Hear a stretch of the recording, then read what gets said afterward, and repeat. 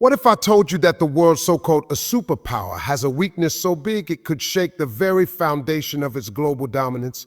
What if India, yes, India, just pulled the curtain back on America's deepest vulnerability, something Washington doesn't want you to know? Think about it. The U.S. might be strong on the outside, but what if the cracks are already showing on the inside? And now India has just exposed it in front of the entire world. So buckle up, because by the end of this video, you'll see America in a way you never imagined. Picture this.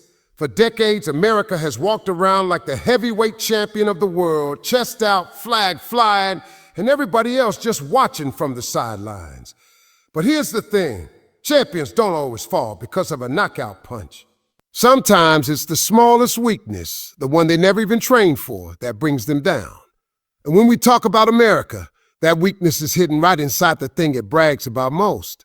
Its economy. Because while the U.S. calls it self-sufficient and untouchable, the truth is it's dangerously dependent on global supply chains. And that dependence is being tested in ways Washington never saw coming. Think about it. What does it mean when the so-called most powerful country on earth can't even manufacture enough of its own medicines, semiconductors, or critical raw materials without relying on other nations?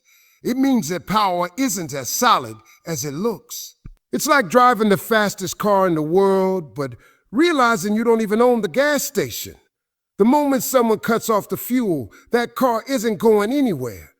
That's exactly where America finds itself, and guess who's been pointing this out on the world stage? India. India has been quietly and sometimes loudly showing the cracks in America's system. It wasn't Washington saving the world. It was New Delhi sending medicines to dozens of countries, including America. Suddenly, the narrative flipped. The so-called superpower was seen leaning on a country it once underestimated. And let's be real, that exposed more than just a shortage. It exposed dependency, and it doesn't stop there. Look at technology. America loves to call itself the tech capital of the world, with Silicon Valley shining like a badge of honor. But dig a little deeper, and you'll see the core of that technology. The chips, the minerals, the manufacturing base comes from somewhere else. Asia, to be precise. Taiwan, China, and increasingly India. Now imagine what happens if those supply lines slow down or shift direction. Suddenly, Silicon Valley's genius looks pretty powerless. India has been investing heavily in semiconductor production, rare earths, and manufacturing capacity, signaling to the world, we don't need to depend the way America does. That's not just strategy, that's leverage. And here's where it gets really interesting. America has built its dominance not just on military might, but on the perception of control. If the world believes the U.S. has everything under control, it listens. But when India highlights these gaps, whether through trade policies, new alliances, or simply stepping into spaces where America once ruled, the illusion cracks. Because if America can't make, supply, or secure what it needs without others, then how much of its power is just borrowed time? Look at energy, for example. While Washington lectures others about policies, it still relies heavily on foreign oil and imports. Meanwhile, India has been diversifying, buying from Russia at discounted prices, securing deals in the Middle East, even boosting its renewable energy game. And here's the kicker. When India makes those moves, it's not just about saving money. It's not about destroying the dollar overnight. It's about proving that options exist. And once the idea of choice is out there, the monopoly is gone forever. Picture it like this. You walk into a store, and for years there's only one product on the shelf. Everyone buys it, no questions asked. Then one day, a competitor shows up with something cheaper, maybe even better. What happens? That first product doesn't disappear, but suddenly people realize they're not locked in. That's what India just did with the dollar, and the ripple effects, they're massive. If fewer nations use the dollar, demand drops. If demand drops, its value weakens. And if the dollar weakens, America's entire economic advantage, from cheap borrowing to global influence, starts slipping. That's not just an economic loss, that's a loss of status, of image, of control. So when we say India is exposing America's weakness, this is it. The illusion that the dollar is untouchable, because the moment countries begin trading outside it, the U.S. isn't the referee anymore. It's just another player on the field.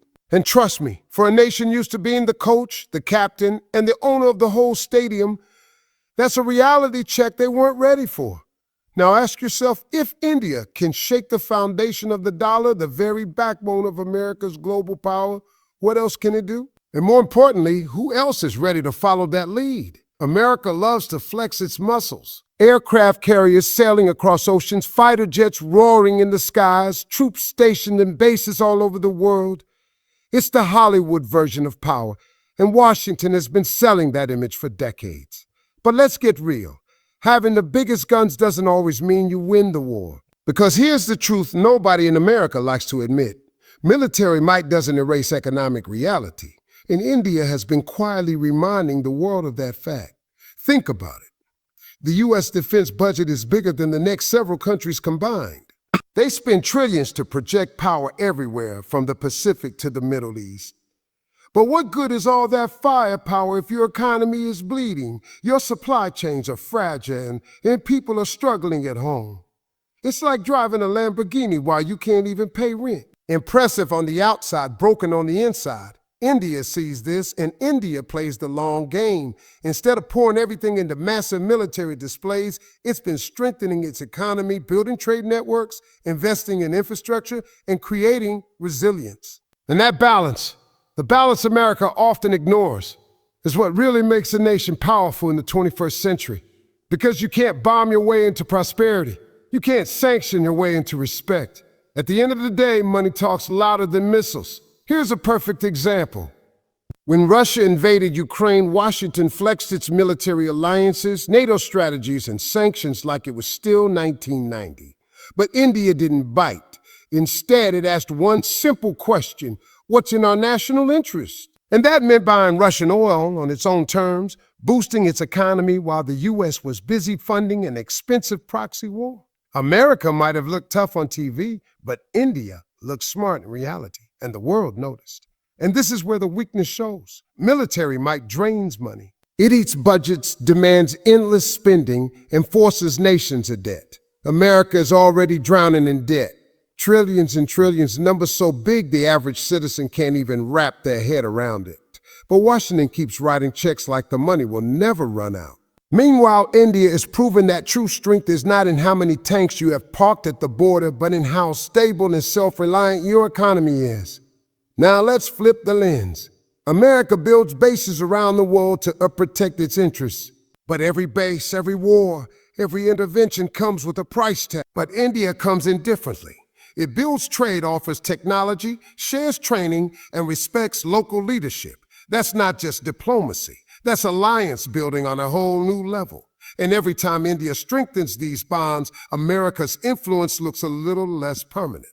Here's where the weakness shows. America's alliances are often transactional. We'll protect you, but you do what we say. India's approach feels relational. We'll grow with you, and together we'll benefit. In today's multipolar world, that softer, smarter approach has more appeal than brute force. Because nobody wants to be bullied anymore. Nations want partners, not parents. And this is where the perception game kicks in.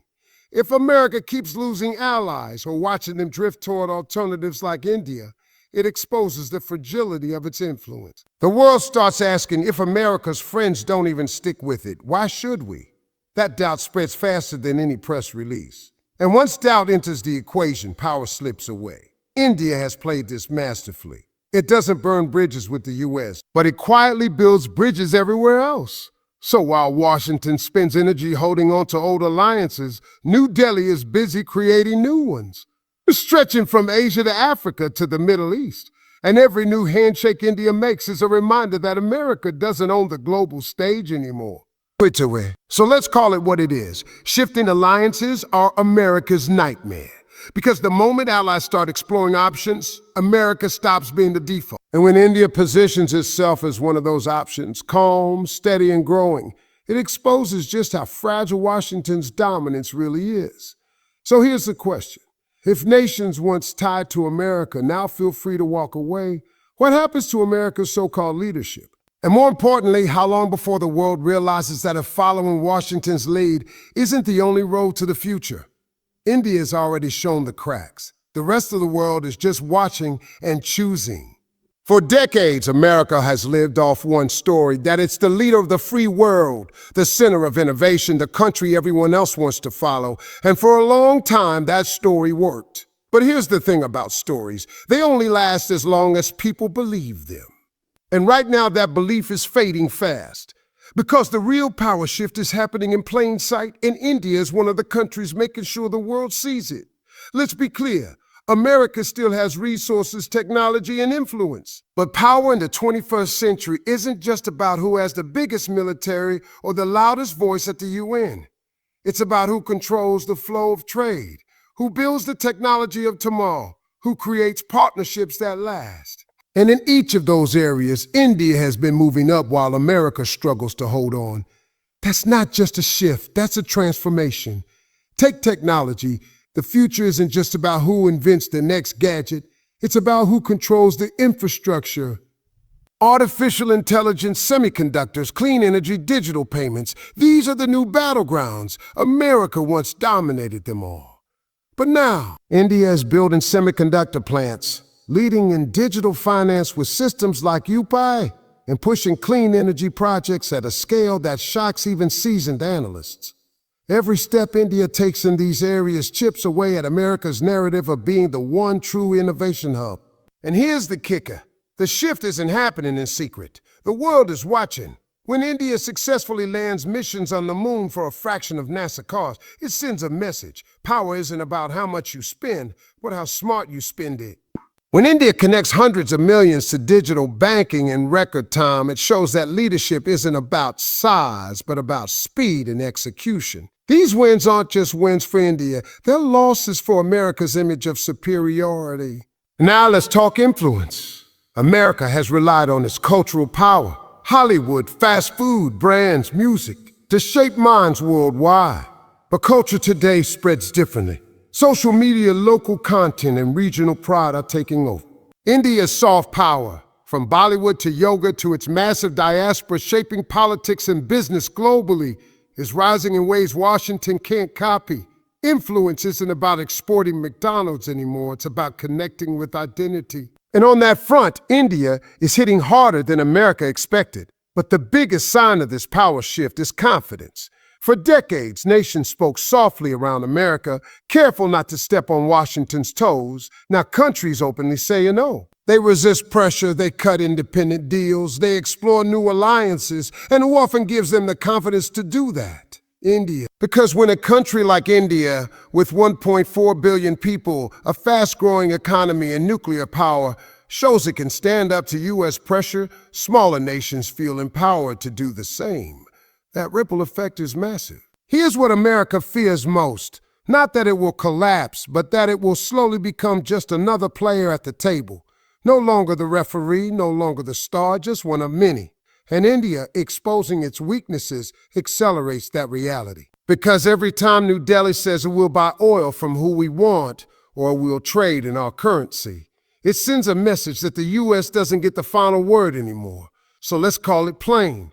The real power shift isn't about tanks, trade wars, or speeches. It's about perception. It's about the world realizing that leadership can come from anywhere. From Asia, from Africa, from nations once written off as a developing. And India standing tall is proof that the monopoly is over. So here's the final question. If the world no longer sees America as the only option, what does that mean for the future of global power? The answer is simple. The future won't be stamped and made in America. It'll be shared. And India just helped the world see that. That completes all 5 key points expanded into long-form script style. So let's bring it all home. For years, America walked around like the only giant in the room. The dollar untouchable, the military unbeatable, the alliances unshakable. But one by one, India has pulled back the curtain and shown the world the truth. The giant has cracks, supply chains fragile, dollar dominance slipping, military might outpaced by economic reality. Alliances shifting fast, and the real power, it's no longer locked up in Washington's hands. Not saying America's finished, far from it. But the days of one nation calling all the shots are over. India just proved that power in this new era belongs to the smart, the strategic, and the resilient. And that's the biggest weakness America never wanted the world to see. So ask yourself, if the old rules don't apply anymore, who's really shaping the future? And are we watching the beginning of the end of America's monopoly, or the rise of a world where nations like India stand shoulder to shoulder, rewriting the story of global power? Because make no mistake, history isn't waiting for America to catch up. The shift has already begun.